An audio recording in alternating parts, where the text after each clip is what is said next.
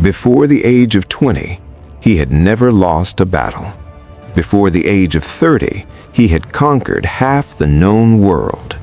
His name was Alexander, and history would never be the same again. He was born in 356 BC in the kingdom of Macedon to a warrior king and a fierce, ambitious mother. From the very first breath, destiny seemed to wrap itself around him like armor. His father, Philip II, forged one of the most powerful armies the ancient world had ever seen. But it was his mother, Olympias, who whispered to the boy that he was no ordinary child, that the blood of Achilles and the gods themselves ran through his veins. At the age of 13, Alexander was given the greatest gift any mind could receive, the philosopher Aristotle as his teacher. In the quiet hills of Mieza, young Alexander absorbed the wisdom of science, medicine, philosophy, and war. Aristotle did not merely educate a prince, he forged the mind of a conqueror. Then came the moment that revealed the boy's true nature. A magnificent black stallion, wild, untamable, feared by every man in the court, stood before the king's soldiers. Young Alexander stepped forward, turned the horse toward the sun so its own shadow would not frighten it, and rode Bucephalus into legend. At just 20 years old, Alexander ascended the throne of Macedon after his father's assassination. With cold precision and iron will, he crushed every rebellion that dared challenge his rule. He looked south, east, and beyond, and he saw an empire waiting to be born. The Persian Empire was the greatest power on earth, vast, ancient, and seemingly unbreakable. It stretched from Egypt to the edges of India, ruled by the mighty Darius III.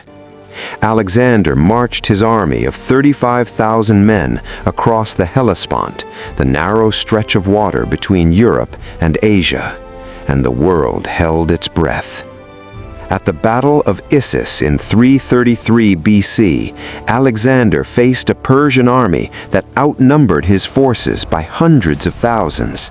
Yet Alexander did not flinch. He charged directly toward Darius himself, cutting through the Persian lines like lightning through the sky. Darius fled, abandoning his family, his army, and his dignity on the battlefield. Alexander swept into Egypt not as a conqueror, but as a liberator. The priests of the ancient temple of Amun at Siwa declared him the son of a god. Standing in the golden desert, beneath skies older than memory, Alexander accepted his divine destiny and founded the city that would carry his name forever, Alexandria. In 331 BC, the decisive moment arrived. At the plains of Gaugamela, Darius assembled the largest army the ancient world had ever witnessed. War elephants, scythed chariots, and over 1 million soldiers. Alexander, outnumbered and surrounded, executed a strike of terrifying brilliance, splitting the Persian formation and driving straight for the heart of the enemy. The Persian Empire fell in a single afternoon. Alexander entered Persepolis, the jewel of the Persian Empire, and set its magnificent palace ablaze. Whether it was revenge for the burning of Athens or a calculated political message, the flames that consumed Persepolis announced to the entire world the age of Persia was over. Alexander pushed further east than any Western army had ever marched, crossing mountains, rivers, and deserts that seemed to belong to another world. He reached India and fought the fierce King Porus at the Battle of the Hydaspes. Even after victory, his exhausted army refused to march further.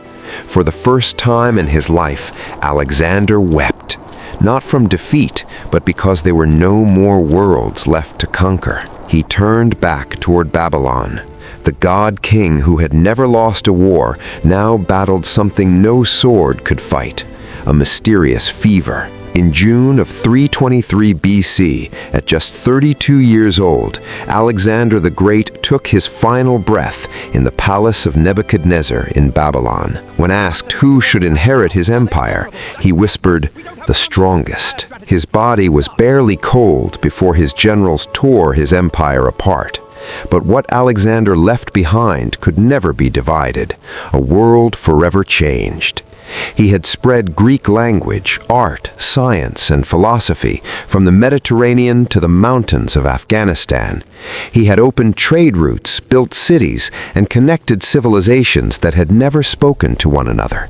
Alexander the Great lived only 32 years, yet in those 3 decades he reshaped the ancient world more completely than any ruler before or since. He was a king, a warrior, a philosopher, and to some, a god. And though his empire crumbled, his legend never did. Some men are born to rule.